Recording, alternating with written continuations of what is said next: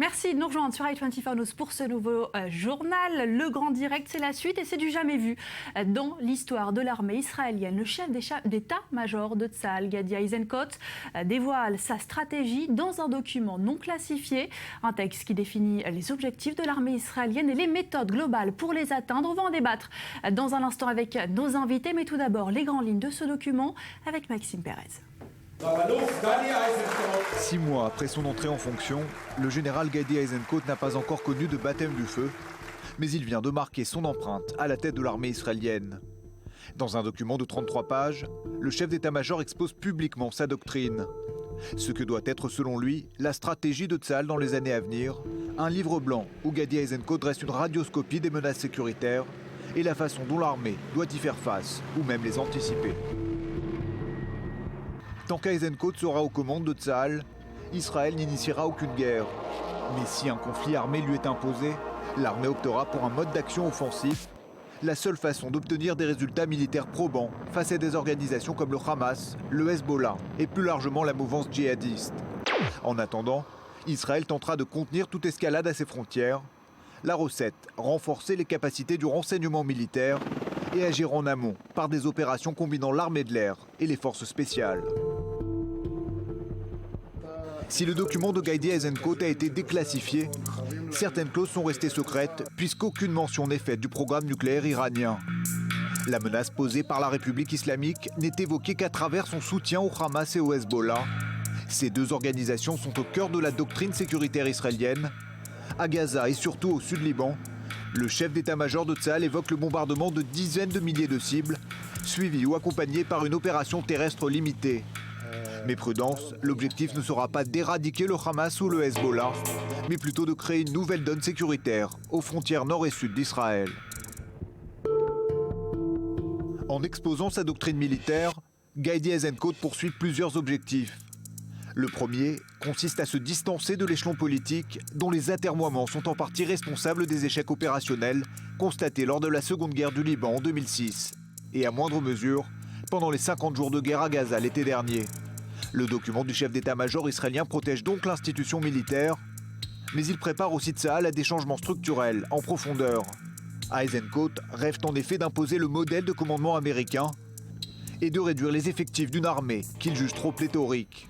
Un clin d'œil au récent rapport de la commission Locker qui préconise une énième cure d'austérité pour l'armée israélienne.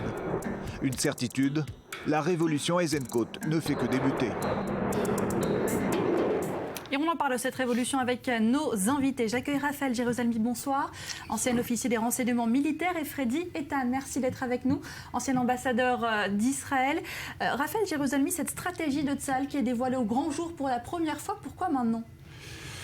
Alors, politiquement, je laisserai à Freddy Eitan de répondre. Sur le plan militaire, je suis ravi. Je pense, ça faisait longtemps qu'on attendait un chef d'état-major qui défendent l'armée face au niveau politique. L'armée restera soumise aux lois démocratiques et aux décisions du gouvernement. Mais pour une fois, il ne met même pas le point sur la table, il met juste les points sur les i. Et il était temps qu'un grand général, ça n'a pas été le cas malheureusement avec les précédents chefs d'état-major, le plus catastrophique à mon avis pour moi c'était Ehud Barak, dans le sens où il ne prenait pas la défense de l'institution militaire suffisamment en compte par rapport aux politiques. En plus, il se rend service au niveau politique, parce qu'il exprime ce qui n'a pas été fait en 2006, lors de la Seconde Guerre du Liban, ce qui n'a pas été fait à bordure protectrice. Il explique au gouvernement ce dont Tsahal est capable, ce que Tsahal est capable de faire selon telle ou telle décision du gouvernement. Les choses sont beaucoup plus claires, les scénarios sont mis en place. Il y avait à l'époque 66 possibilités d'opération contre Gaza dans les tiroirs, mais il y en avait trop et le gouvernement a bégayé. Si vous vous rappelez le début de bordure protectrice, il y a eu un bégaiement politique. Combien on rentre, combien on déploie, est-ce qu'on rentre dans Gaza, terrestre, pas terrestre. Tous ces bégaiements-là n'étaient pas uniquement la faute du politique, c'était aussi parce qu'il n'y avait pas en face un chef d'état-major qui montre aux politiques les différentes possibilités, les choix à faire. Je pense qu'Eisenkot fait en service au gouvernement et à l'armée d'une très grande manière, et à l'opinion publique, qui était tout de même un petit peu déçue des récents résultats de l'opération. Vous êtes d'accord, Eisenkot rend service au gouvernement, alors que finalement, on a l'impression qu'il est en train de se protéger de ce gouvernement, parce qu'on sait qu'il y a de nombreuses dissensions entre les deux sphères politiques et militaires lors des derniers conflits. Non, il faut voir les choses d'une autre manière. Il y a un budget qu'on doit, dans les jours qui viennent, dans les semaines à venir, donc voter à la Knesset. C'est un budget de 2 ans, parce que c'est la fin de l'année, déjà. Et donc, sur le plan politique, à chaque fois qu'il y a, à la veille d'un vote de budget, l'armée, évidemment, explique d'une manière un peu gonflée les situations. Non, mais j'y arrive. Donc, il y a d'abord l'aspect sur le plan de l'argent, du budget. Ça, c'est important. Face aussi, il y a la commission Locker qui a été remise, si vous voulez, le dossier a été remis dans un tiroir. Ça, c'est une chose. La deuxième chose, c'est que la donne géopolitique a changé. Il n'y a plus de guerre conventionnelle. Et c'est là l'importance. C'est-à-dire que nous nous trouvons dans une situation où les guerres qu'on avait connues depuis 1956, depuis 1948 même, contre des armées conventionnelles, guerre de chars contre chars, artillerie contre artillerie, cela a changé. Donc nous avons d'autres ennemis, proches et lointains. Alors les proches, c'est surtout aussi le terrorisme. Il y en a 2. Il y a le Hezbollah au nord et il y a au sud donc le Hamas. Alors comment faire? De quelle manière? Il faut trouver donc les moyens. L'armée est assez grande. L'armée est importante. L'armée, c'est l'armée du peuple. L'armée, c'est Tzva Hagana l'Israël, c'est-à-dire l'armée de défense de l'État d'Israël. Eisenkot veut changer. C'est pas seulement la défense, c'est aussi l'attaque. C'est aussi essayer de trouver par des unités spéciales arriver au-delà des frontières. Et d'ailleurs, c'est la doctrine... En tant que diplomate, vous en connaissez le prix. Si Israël passe aujourd'hui à une stratégie d'offensive, ça peut lui coûter cher diplomatiquement. Non, je ne parle pas d'offensive, d'attaque contre un pays. Je parle d'une offensive contre des ennemis potentiels. Et aujourd'hui encore, parce que, comme vous le savez, Assad perd. L'armée syrienne, par exemple, a quitté le Golan. Qui va remplacer l'armée syrienne? Ce sont les rebelles. Et donc, on a un problème, par exemple, sur le plateau du Golan. Nous devons combattre, nous devons avoir. Alors, qu'est-ce que c'est l'armée? L'armée, c'est trois grandes unités, si vous voulez, 3 grands corps. C'est l'air, c'est-à-dire la maîtrise du ciel. Il y a évidemment comment dirais-je, l'armée l'infanterie, l'armée de terre.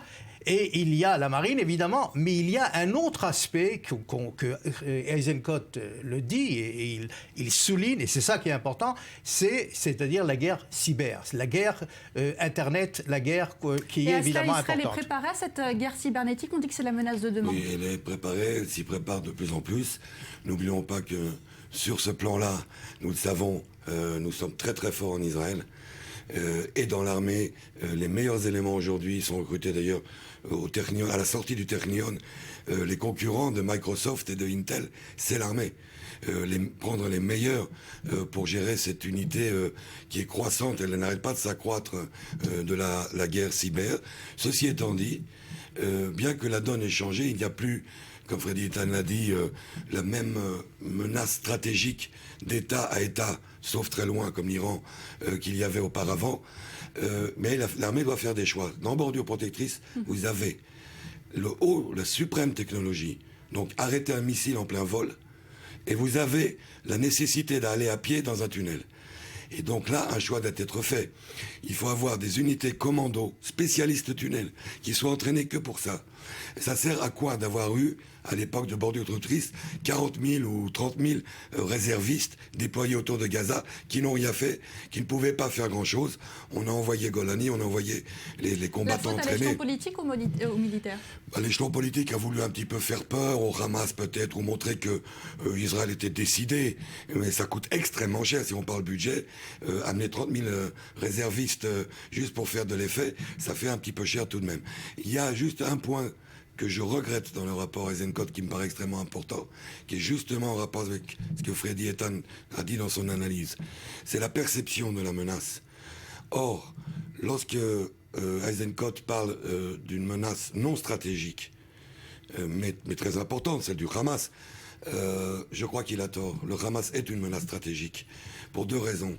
La première, c'est qu'aujourd'hui, il n'y a pas un Hamas ici, un Hezbollah là. Le terrorisme est global. Étant global, il devient plus dangereux même qu'un État, parce que c'est une bête énorme. La seconde raison, c'est que les dommages que peut créer une organisation terroriste sont tout aussi existentiels que si la Syrie nous attaquait. Pourquoi? On l'a vu dans Bordeaux, protectrices sont tout petits. On a bloqué l'aéroport de Ben Gurion. Pendant 2 mois, l'économie israélienne était au ralenti, presque bloquée dans certaines régions. Si ça avait duré 6 mois, c'était un étranglement du pays. Et donc, à mon avis, ça devrait être classé en stratégique, même si ce n'est pas comme une guerre classique d'État à État. Et justement, dans cette guerre qui n'est pas classique, dans ces conflits asymétriques, l'un des principaux problèmes en tout cas, c'est cet enchevêtrement finalement des zones civiles et militaires, ce qui donne des victimes collatérales. Et ça, c'est très difficile à gérer d'un point de vue diplomatique, Freddy Ethan. Oui, non seulement diplomatique, mais c'est parce que l'arrière est devenu le premier front. Absolument. C'est là la différence aussi. C'est parce qu'on est à l'ère des missiles, à l'ère des roquettes. Mais il faut dire autre chose. Il faut dire aussi que le problème, c'est que dans un pays démocratique, évidemment, l'armée obéit à la classe politique, au gouvernement, au chef du gouvernement. Mais si le gouvernement ne définit pas l'objectif, le but exact, par exemple dans bordure protectrice, Israël n'est pas capable, pour des raisons économiques, comme vient de dire Yerushalmi, d'avoir une guerre d'usure. On n'est pas capable. On avait, dans les années 70, entre 69 et 72, il y avait une guerre d'usure. On a eu plus de 1500 soldats tués. Il y a eu pendant cette guerre d'usure, parce que c'était une guerre statique. Il y avait ce qu'on appelle la ligne Maginot-israélienne, la ligne Bar-Lev.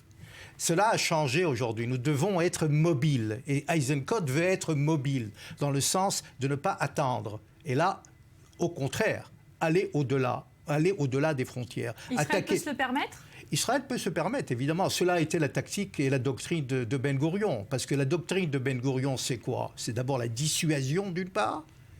C'est aussi prouver par là que nous sommes capables d'aller au-delà des frontières. Toutes les opérations de Tzahal, je ne parle pas seulement d'Entebbe ou d'Ozirak attaqués, mais c'est aussi les opérations commando.